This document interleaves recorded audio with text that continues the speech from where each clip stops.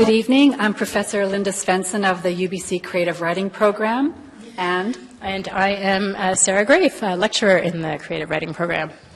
And we're very happy to welcome tonight Andrew Wreggit to UBC and to the Creative Writing Program as our very brief but very potent writer-in-residence for the next 2 days. Andrew, well, what can I say about Andrew? He's one of Canada's foremost showrunners, producers, TV writers, screenwriters, and the most extraordinary thing about him, as I was saying to him over dinner, is that he cannot be pigeonholed. He writes drama, he writes comedy, e.g. the Corner Gas feature script. He writes miniseries. He's the go-to person in Canada for a biographical MOW movie of the week. He's written Conrad Black, Don Cherry, he's done the Mayerthorpe story, just an extraordinary body of work.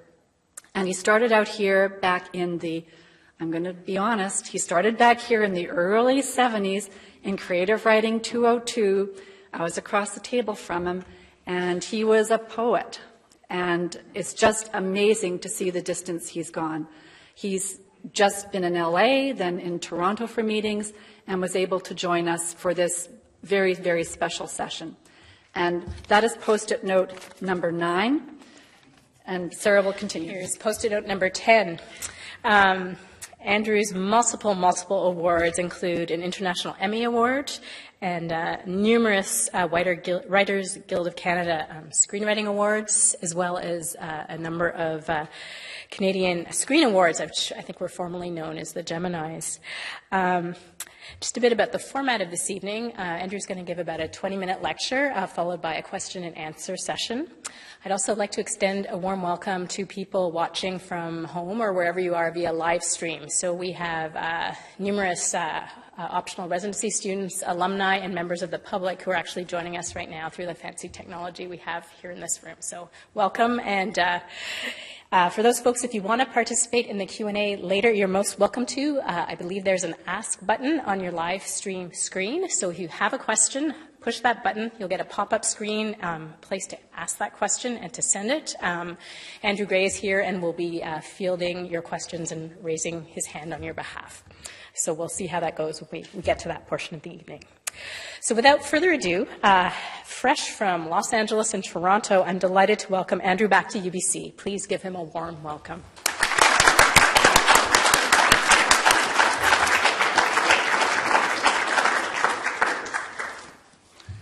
It's really a thrill for me to come back to the Creative Writing Department. I was saying I walked up those steps.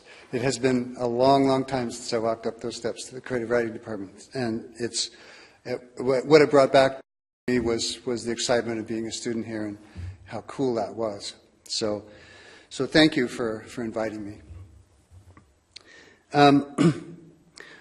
My grandfather used to talk about being on the front lines in France in World War I and seeing Billy Bishop fly over in a biplane. And he said the engines were so crude back then that there were sparks flying out of this thing as it went over. And he was 18 years old, and his job was to look after the horses, which were used for combat back then still. He came back after the war, and as long as he lived, he was always in a garage somewhere working on an engine after that. By the time he died at 90, the airplanes had stopped being flying lawnmowers and had become flying hotels, and horses had become landscape decoration. Just imagine the change that happens in one person's life. So here's another image for you. A trailer park in a mining town in northern British Columbia, middle of winter, and it's bitter cold, and there's a peeled poplar pole lashed to the side of a trailer, and on the top of that is a TV antenna, and there's a kid standing out in the snow turning that pole, and somebody inside is yelling, a little bit more, stop.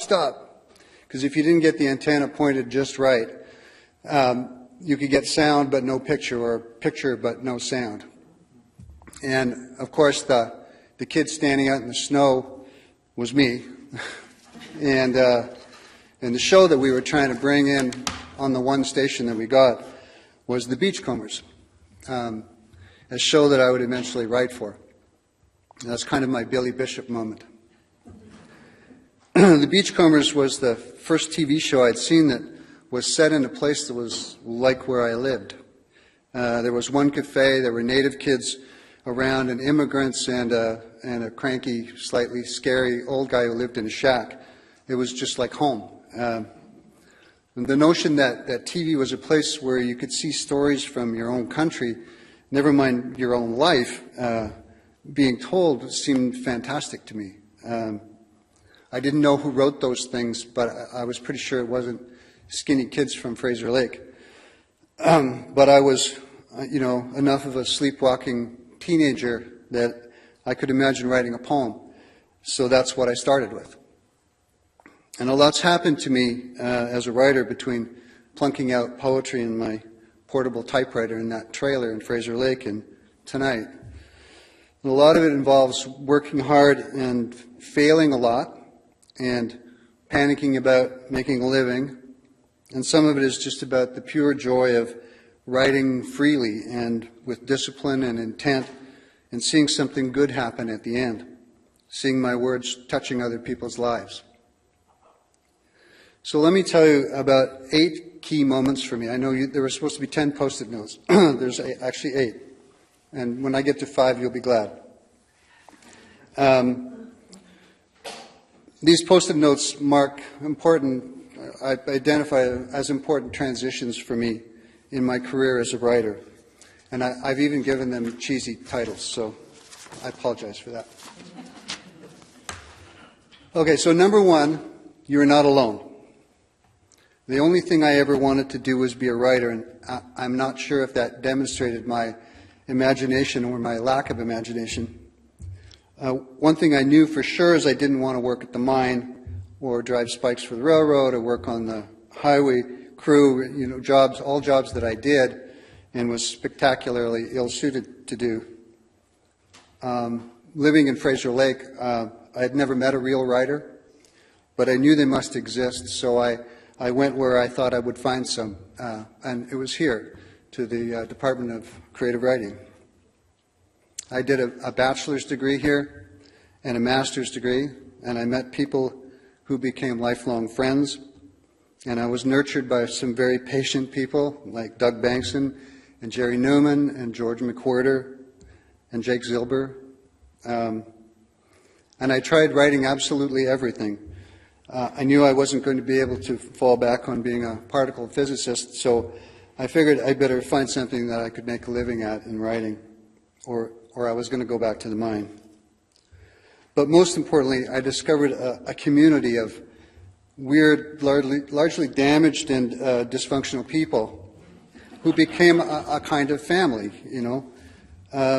We were a tribe. We're a bit of a fractious and eccentric mob, but we're family. And like any family, it's wise to hide the weapons and the liquor when there's a get-together. Okay, so number 2, being a bit of a pushy bugger. In the summer between the 2 years of my master's degree, I got a job at the CBC building here in Vancouver. And back in those days, everything wasn't stored in computers. And what they were trying to do was archive all the shows that they had ever done so they could figure out who to pay residuals to, writers and directors and actors. And that meant that somebody had to watch all the shows, write a synopsis, and generate a credit list. So I volunteered to do the Beachcomber assignment. And by then, there were over 300 episodes. So I spent the summer watching the Beachcombers and writing a synopsis of each little one. And by the way, writing a pithy little synopsis about your own script, it's a very good thing to do to find out if you know what your story's about. So at the end of that summer, I went in to see the story editor, Jana Vaverka at the time, and I had 3 written pitches, which I gave her, and she really hated them. So as I was being shown to the door, I blurted out an idea that I'd had on the bus, and And that became my first produced television script. And I had no idea how to write a TV script at that point, so I stole one off the PA's desk on the way out just so I could copy the format. And I wrote many drafts of that script for the slightly impatient executive producer, Don Williams, but it was finally shot. And Bruno Gerussi, who was the star of that show, later complained to TV Guide that the writing at Beachcombers had gotten so bad they were hiring university students now. That was my first review. But I had a credit, and that led to more Beachcomber scripts and then to other shows. Post-it note number 3. You're no genius, by the way. Cut to a few years later, I had done some half-hour scripts and worked on a show called Destiny Ridge, where I got my first hour-long credit, also very important.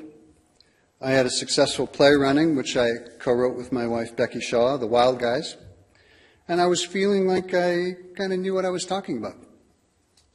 And then I got an offer to write a North of 60 script. I hope most of you know what that show is. It hasn't been on the air for a while, but it was set in the North in a Native community. And, you know, I had grown up in the North, and I really felt like I belonged on that show, that I was going to thrive there. So my first draft went in, and I was called in to meet the executive producer and creator, Wayne Grigsby.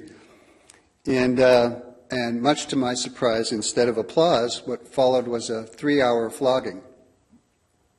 I spent, you know, a couple of days being mad and feeling humiliated and defiant and then passive-aggressive.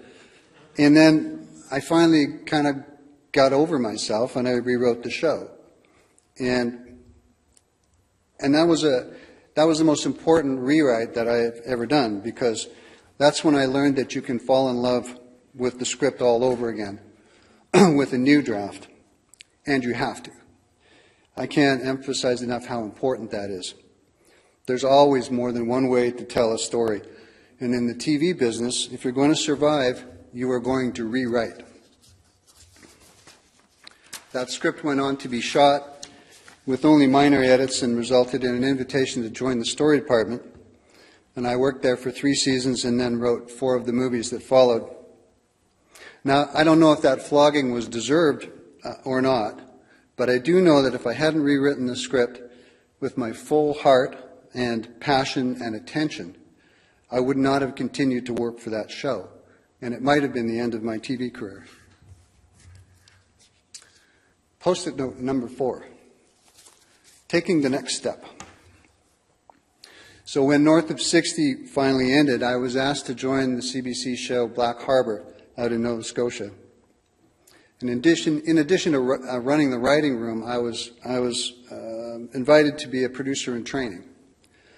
I learned how to cast and give notes on cuts and edits, and I worked with the directors and the ADs. I learned about schedules and budgets and how shows are built from the bottom up. And that was an invaluable experience, because I was essentially a producer on the show, but without any of the risk and ultimate responsibility, you know, of like when it goes wrong. It's like being handed the keys to a $20 million car. I'm trying not to crack it up, right? But it's not my car.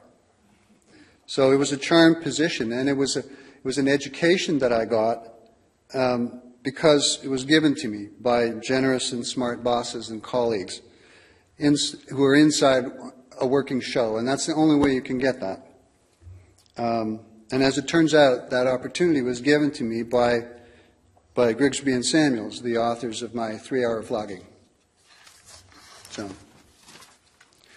post-it note number 5. The break you don't know is a break. While I was between seasons on Black Harbor, I was asked to write the first North of 60 movie, In the Blue Ground. I was exhausted. My family wanted to go to Disney World. Even I wanted to go to Disney World and just ride the teacups for a while.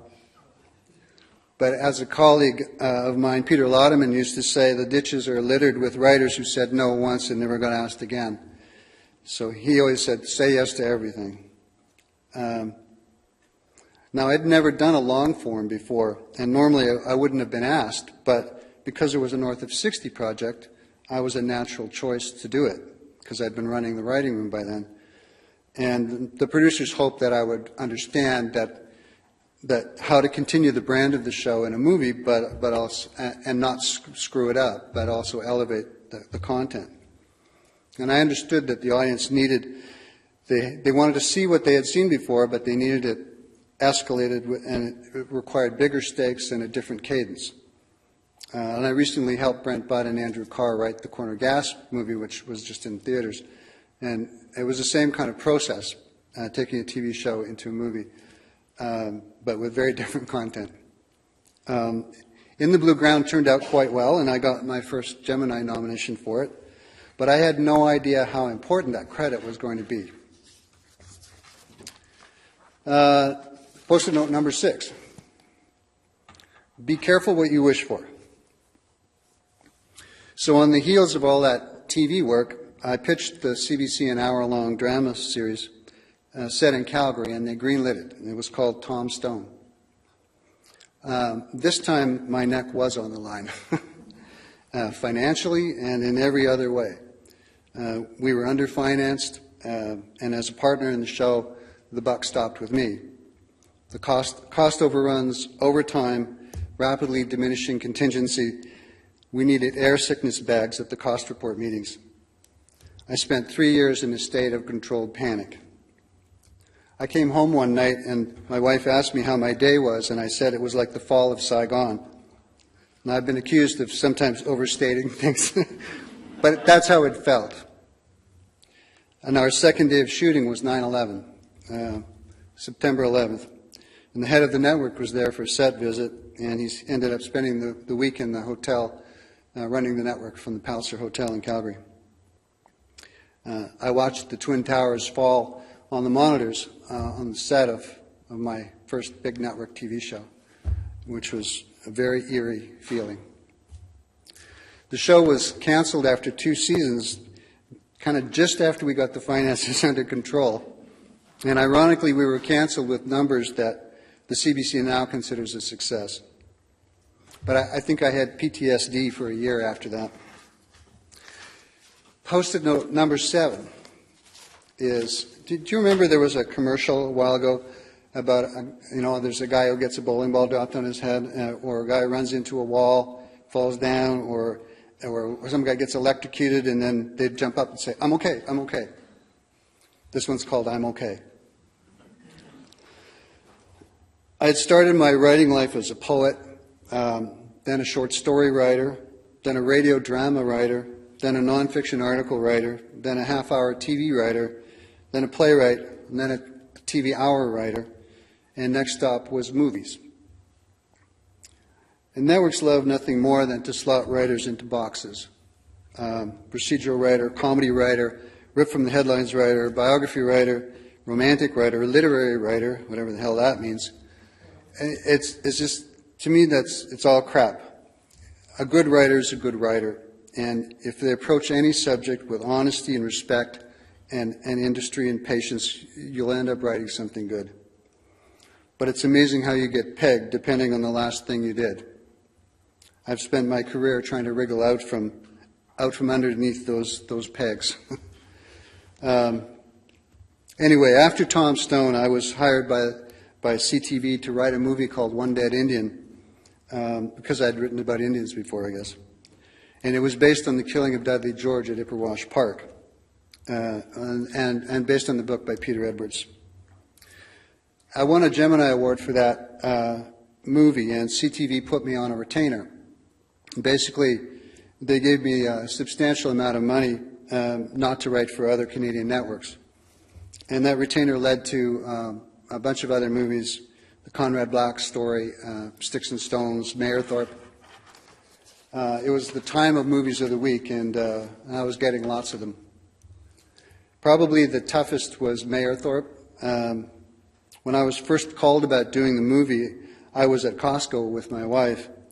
It seems like I'm always at Costco when a job offer comes in. When I need work now, I just go to Costco and wait.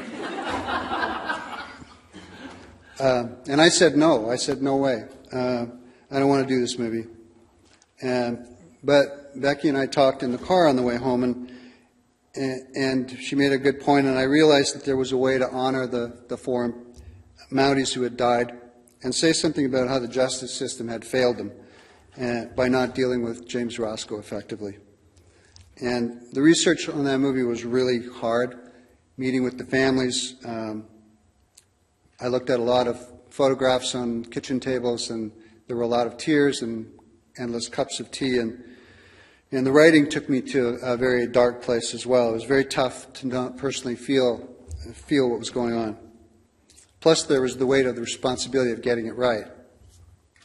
Our director, Ken Girardi, walked into his office the first day of prep, and there was nothing in the room. He took a piece of paper and stuck it on the wall. It was the only thing in the room, and it said, "Don't F this up." It was a very emotionally exhausting process. In fact, the actor who played Roscoe, Brian Markinson, would run up to me every time I would come to set. He'd run up and hug me. And, and I realized it was because he and I were the only two who had to go inside Roscoe's head. And it was such a vicious, dark, lonely place. And he was terrified all the time, and nobody wanted to be near him. So when I came to set, he would come and hug me.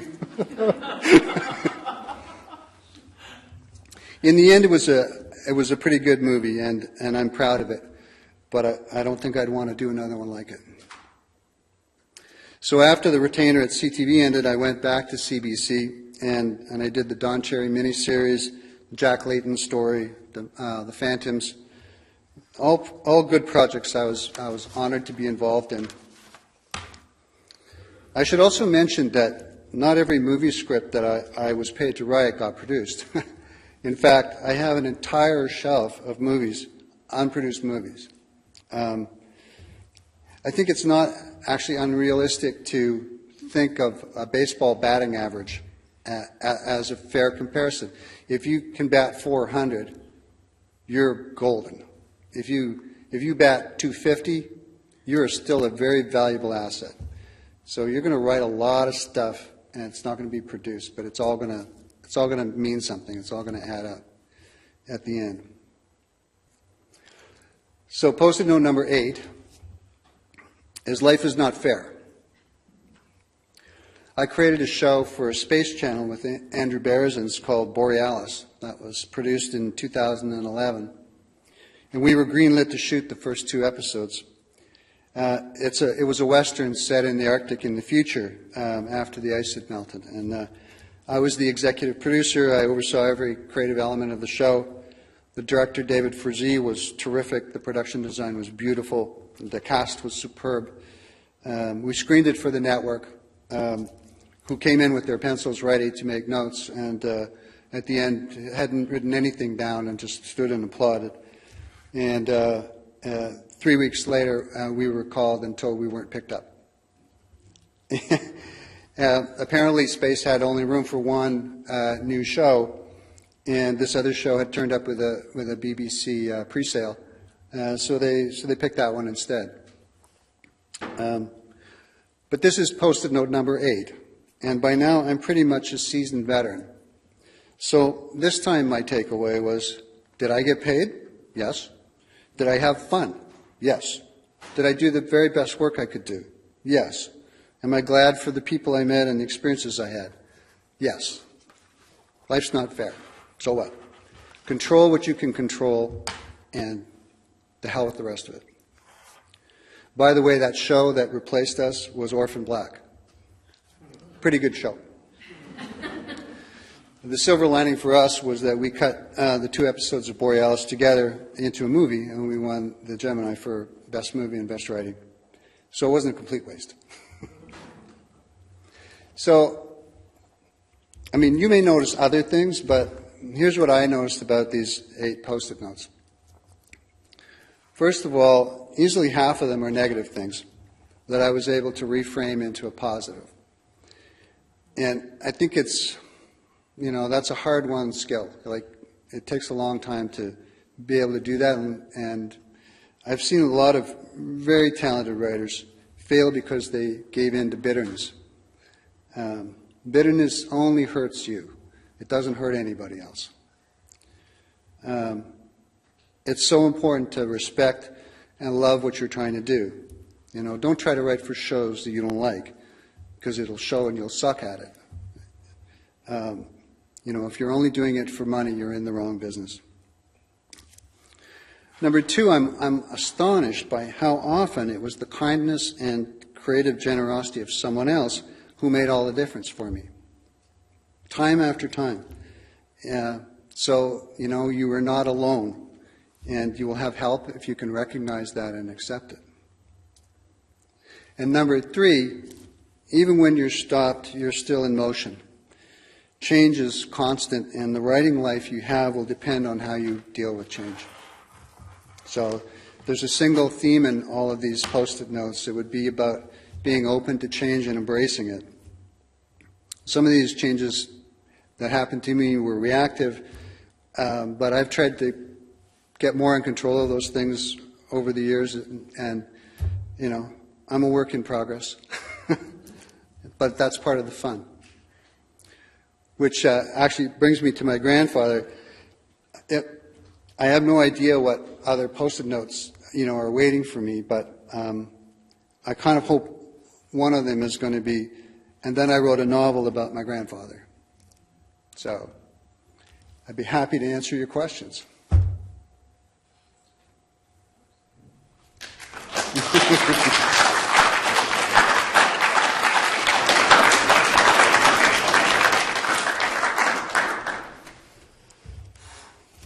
Yeah. You guys were talking about being positive and trying to avoid, falling into the pitfall of being bitter. I realize with Jack, you were working with actual input from the real people, blah blah blah. But one of the lines I really love from that movie is, "Every disappointment is a gift. You only have to unwrap it." Did you write that, or was that something that was supplied by the Olivia Child's family? Or? No, I wrote that. Huh? Yeah. So I should get a bumper sticker. Yeah. Yeah, Jack was a really interesting project, and it was a very unusual one process-wise too, because there had been another writer on the project, and I was called because it wasn't working out, and I said, well, I don't want to read anything, but I have an idea of how to tell a story. I want to just start again. And because there was now very limited time, and there was kind of a ticking clock on it in terms of when we could be in production on it. You couldn't wait a year. So I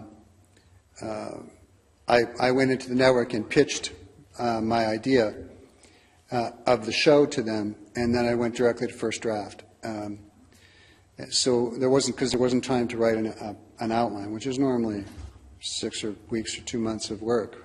I said, we don't have the time for it, and you're going to have to trust me that I can deliver this idea, this structure that I'm telling you, this is going to be the structure, and that I can do it. And at the same time, I had a researcher working for me who was feeding me information as I went, because I started writing before I knew everything that I needed to know, because there was no way to plug it all in and then write. So I had to do it at the same time.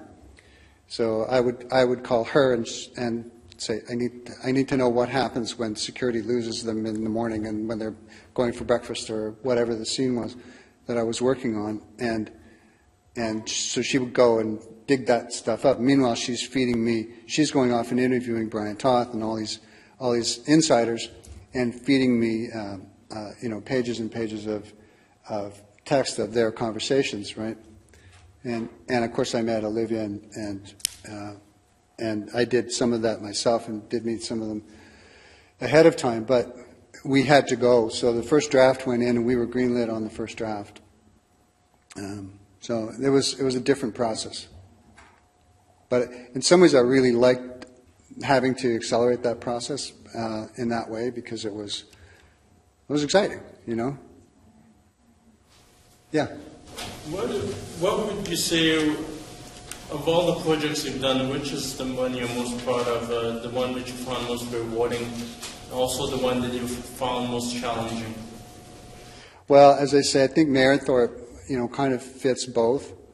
It was the hardest one to do, and in the end, seeing it, I was proud of what we achieved at every level. That idea of getting it right went from props to the art department to the grips. We got the crew that came we got kind of an A-level crew that came that normally would be working for Hollywood shows. It would pay them a lot more. But they phoned and said, I hear you doing this and I want to be part of it. So we got terrific people who wanted to be part of it and help us do the project for their own reasons. And so I was very proud of that.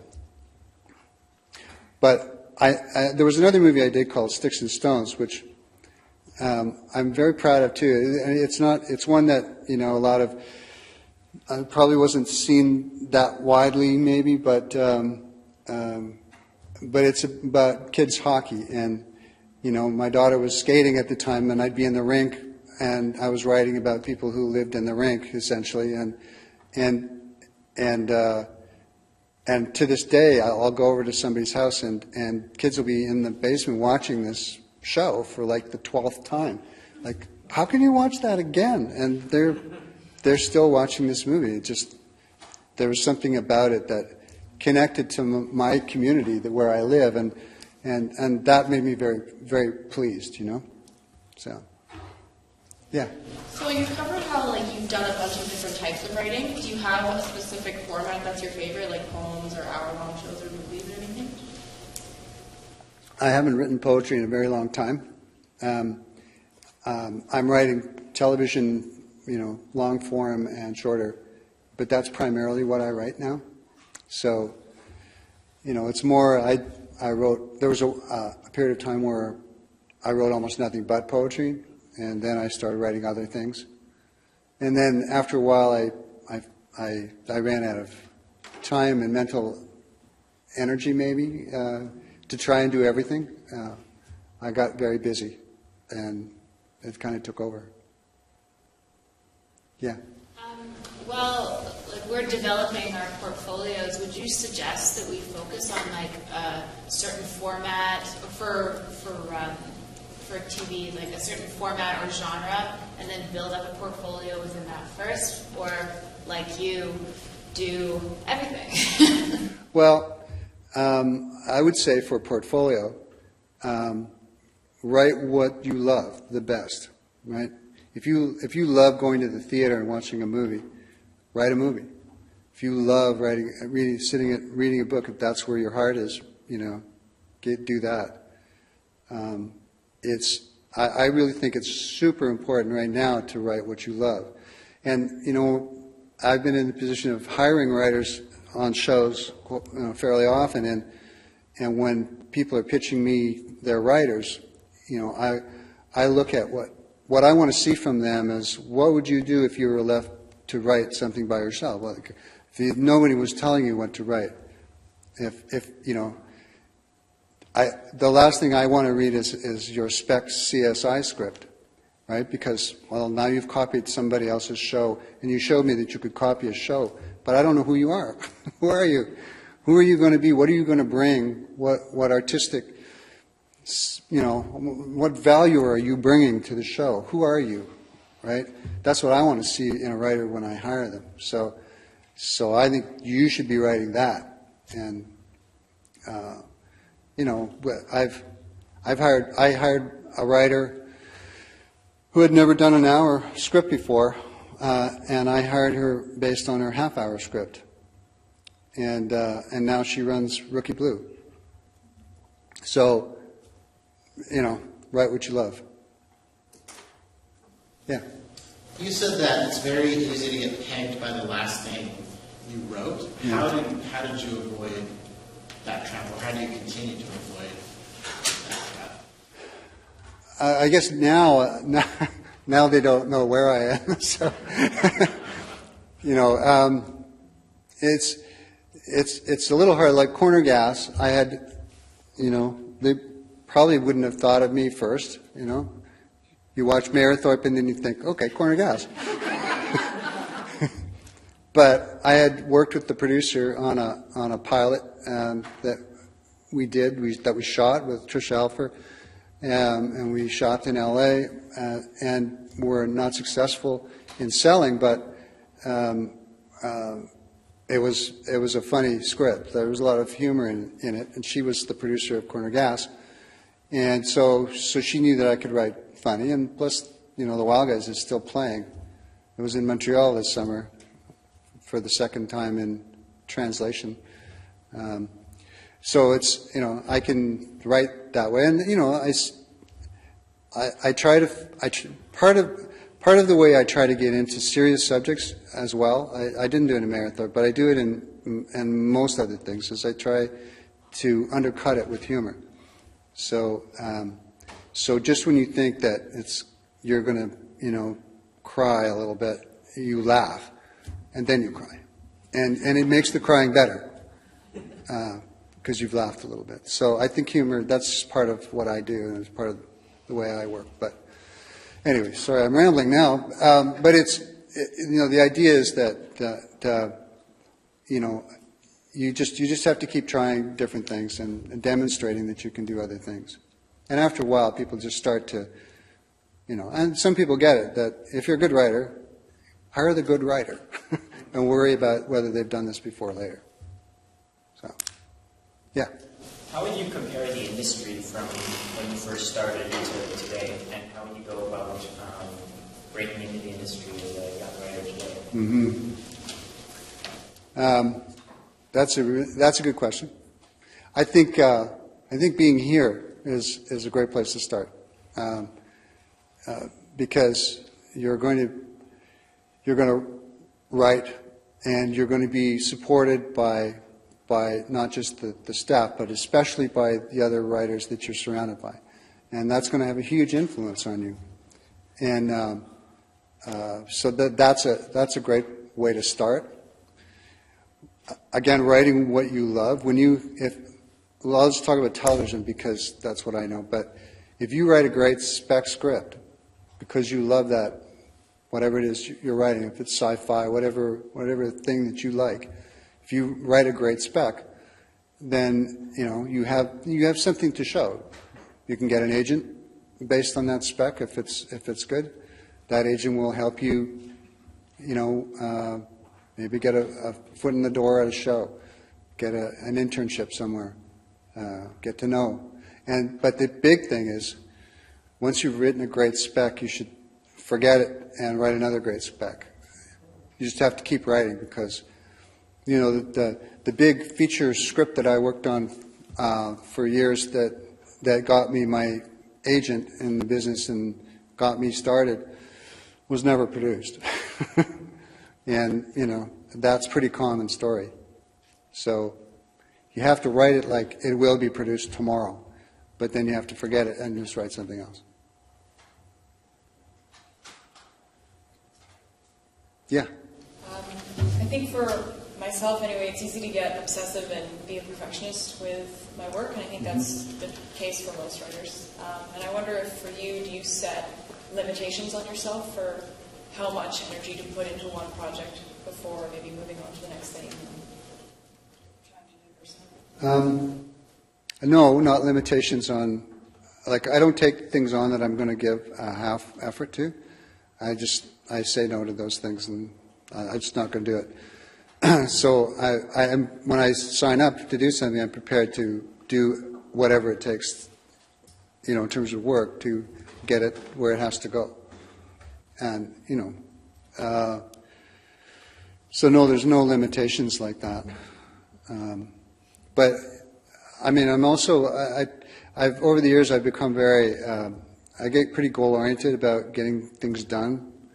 Like one of the things that I do, and I don't know if any of you do this, but when you have a 90-minute television movie to write, and it's all up here, or you've got pieces of it floating around, it seems impossible. It seems it seems impossible to write something that big or hold it all in your head.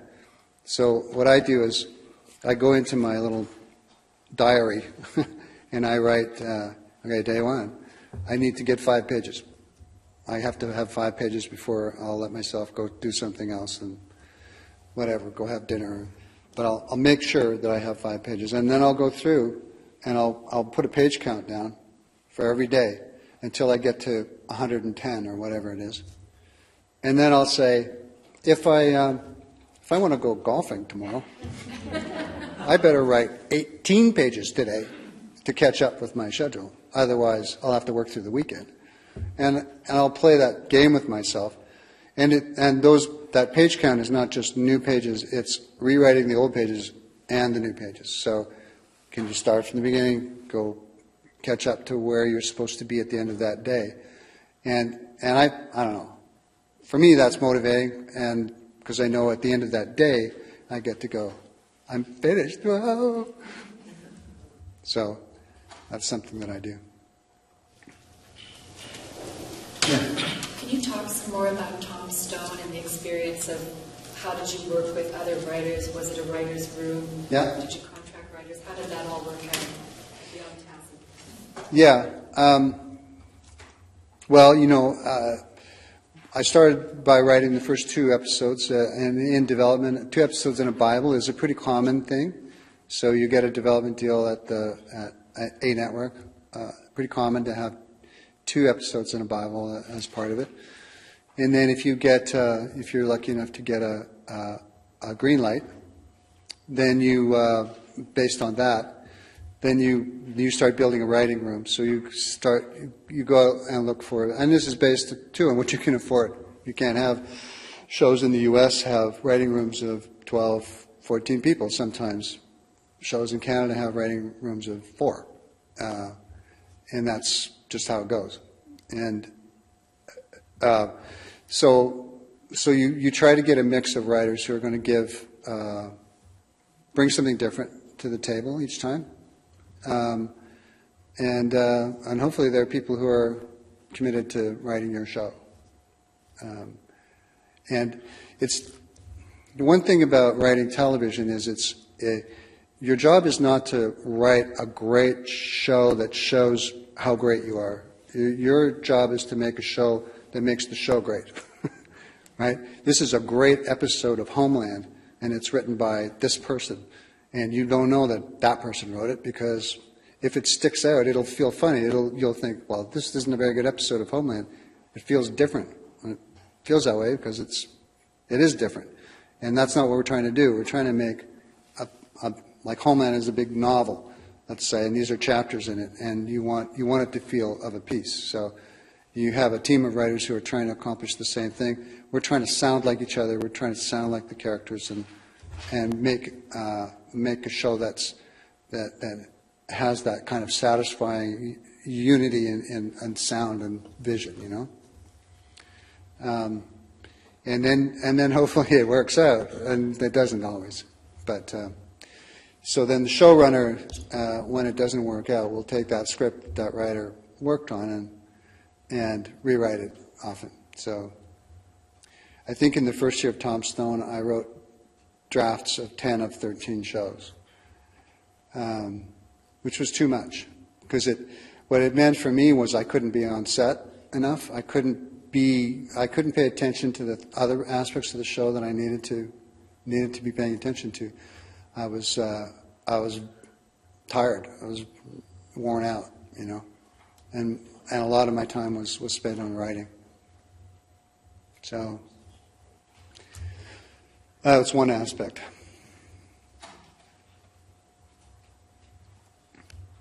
Yes.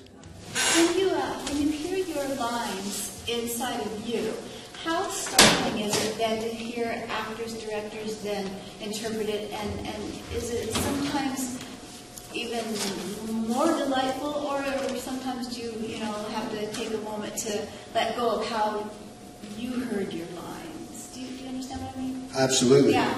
This is a constant battle. Okay. It's not a constant battle. It's actually a collaboration, and that's what television is. It's a collaboration of individuals with vision. So you try to, as the writer and inventor and creator of the show, you try to provide the framework and the palette, and you hope that you bring people who are going to elevate what you've done. And that's the job, is let's all elevate, right? So if the production designer has a great idea and there's something in that production design that you go, you know what, we could make story out of this. Like, this is such a cool idea. I could actually use this in a story. So let's start building story from it.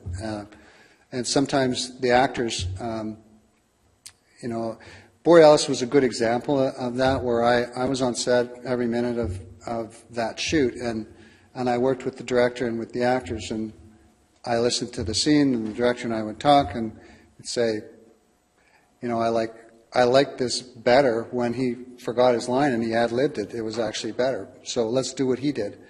You know, you have the opportunity to be nimble and go with something. Or the director comes up with a great shot, and I'm thinking, yeah, this is a good tracking shot, and I need to cover it with some dialogue because I do want to keep this. So I'm going to add a little dialogue into this. So there's bits like that are fun. It's fun to be nimble on the set when you've got all the tools to play with at the same time, and you've got a crew of 90 people standing around helping you do it. That's pretty fun.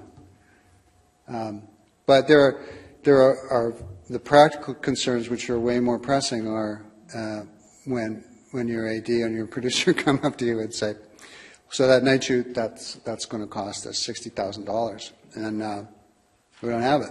Like, it's not in the budget. Can it not be at night? And you know, over the years I've learned to not argue, because you know what, you're right. It doesn't have to be at night. It can be somewhere else, and I'd like to see that $60,000 on the screen somewhere else, right? And you always find it. You find it on the screen usually somewhere else. So it's, you know, you have to be reactive as well to the needs of the show. Can you talk about pitching to the new content producers like Netflix, Amazon, all these different opportunities that are out there now that take us outside of Canada? I haven't done it, so I can't, you know, tell you what it's like to pitch Netflix. But I did. I've read some scripts that my agent at CAA sent to me that are cool 1-hour shows that are, there's no act breaks. There's no act breaks in the show. It's just like, man, it's like the show starts and you chase this narrative until everybody falls down exhausted. And it's like a completely different way of writing an hour show, and I love it.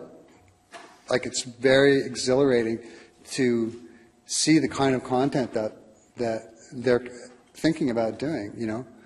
Like, imagine pitching Game of Thrones. Imagine pitching that in Canada, right? Or Rome, right? Like, I know, let's do a show about the fall of the Roman Republic. But it's a great show, and now these things are actually happening. People are getting to do them, and they cost a lot, like a lot. But those chances are there now. So, and it's pushing the conventional networks into being more adventurous. So now you're seeing, you know, Bell Media and Shaw and people doing stuff that you couldn't have dreamed that they would be willing to entertain. And they're doing it now because they have to. Not because they want to, but because they're being forced to, I think. It's just the bar is being raised. Did you see Nina Tassler talking? She's the head of CBS. She was talking at the Banff Television Festival. And she was talking about, you know, doing Under the Dome, the Stephen King thing, and how they're interested in limited series now. Like, you can pitch almost anything to a conventional now because of the pressure that HBO and now Netflix and Amazon has put on them. So it's just opened the doors for us. It's still a lot of money. It's still really hard to walk through those doors. But at least we're not restricted to cop show, lawyer show, hospital show. Yeah. So you were talking a bit about what it's like to work in a writer's room. Can you talk about, I guess, the transition or change from going from that environment, which I assume was the same on North of 60, to working on sort of long-form movie of the week projects, which I'm assuming you did solo. So I'm curious about, I guess, how the process is different, but also what's the difference between you're working with, fictional characters and content to having to adapt, real life events into this, 90-minute, 2-hour format. Yeah.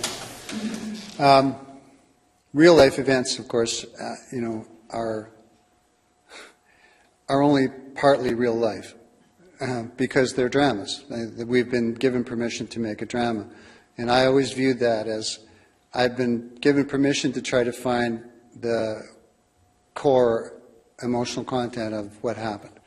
So whether it's the Bathurst, a basketball team, or Mayor Thorpe, or Jack Layton, or my first job is to figure out what's important about this to an audience. What's at the core of this? How does it feel? What is this show supposed to feel like? And then I work outwards from there. So, because in real life, the Dudley George movie, for example, there was a cast of thousands. There were so many people. By the time I waded through the research, I was like, well, I have to collapse about 20 people into one here. And that's going to make 19 people really mad. And it happens all over the place on all of these shows. On Jack, there were people who got credit for saying certain things that they didn't, but it was a good line, and you just have to be able to manipulate it to try to get at something that's true about these experiences, and each one is a bit different. So that kind of touches upon something that I'm tackling at the moment. I'm writing a feature-length docudrama based on a true story, but I'm finding that in order for it to work, to capture the core emotional content, I need to sort of bend the rules a bit. And I have to amalgamate characters, I have to make up scenes, I have to derive things that are true to the period but might not be factually true. But we're calling it a documentary with dramatic reenactments in order to get funding. And I'm finding myself torn between knowing the family intimately for almost 20 years and getting the story right and being scared I'll piss them off or upset them, yet at the same time trying to meet the demands of the story. How do you resolve those kind of issues? Well, again, it's finding, I think it's about the emotional core. I've had the experience of people who were involved in real stories saying, well, that's not how it happened, but it's okay because what you said about it is what needed to be said, right? This is what it was really about. The Bathurst show was really about how a town, how these group of kids playing basketball again after that terrible accident helped the town grieve and heal. And it got them, it changed the town. And so it was a story that, even though, some of the details about it were different, and I collapsed characters and things changed, the details around it all changed, but the core of the show was truthful.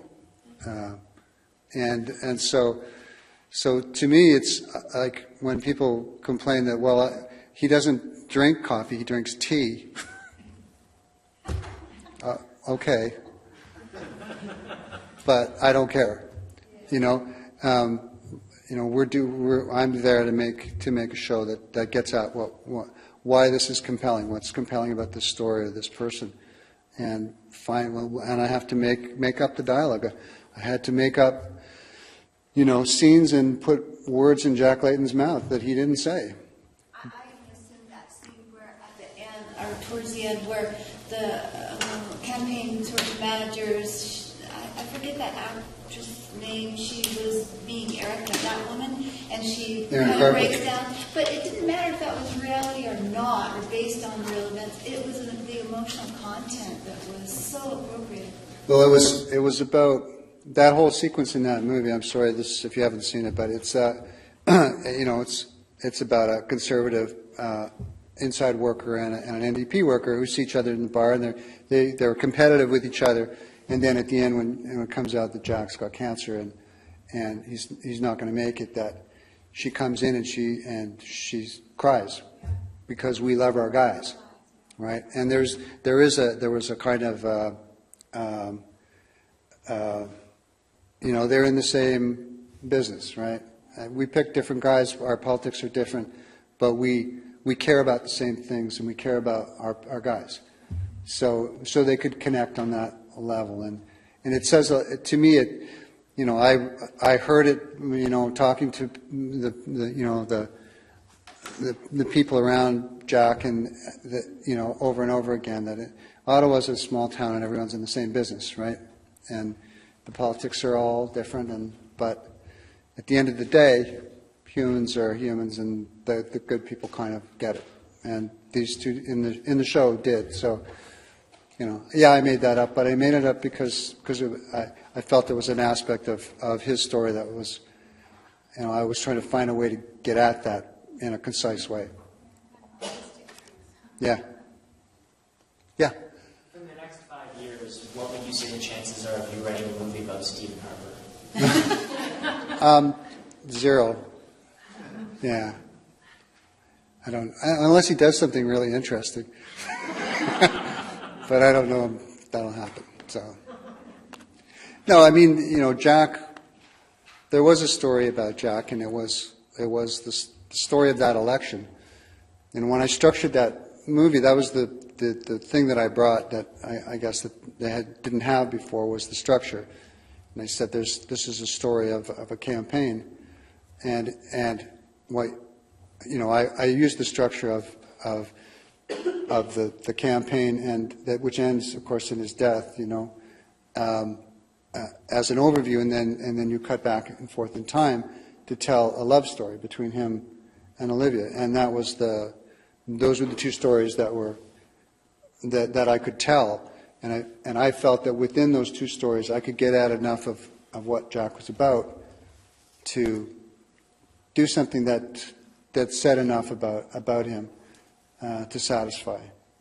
And as opposed to, so here he is in grade school learning about politics from his teacher, and trying to follow him all the way through his career, which everyone would have collapsed somewhere halfway through. So I had to figure out how to do that, and that's the structural challenge of all of these things. It's a similar problem almost every time.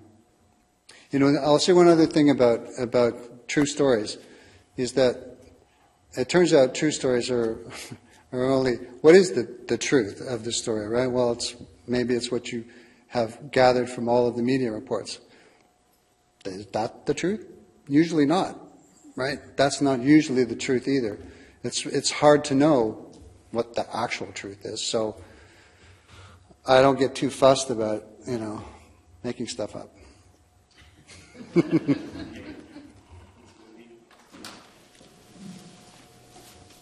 Okay? We're about done? All right. Thank you. Sure.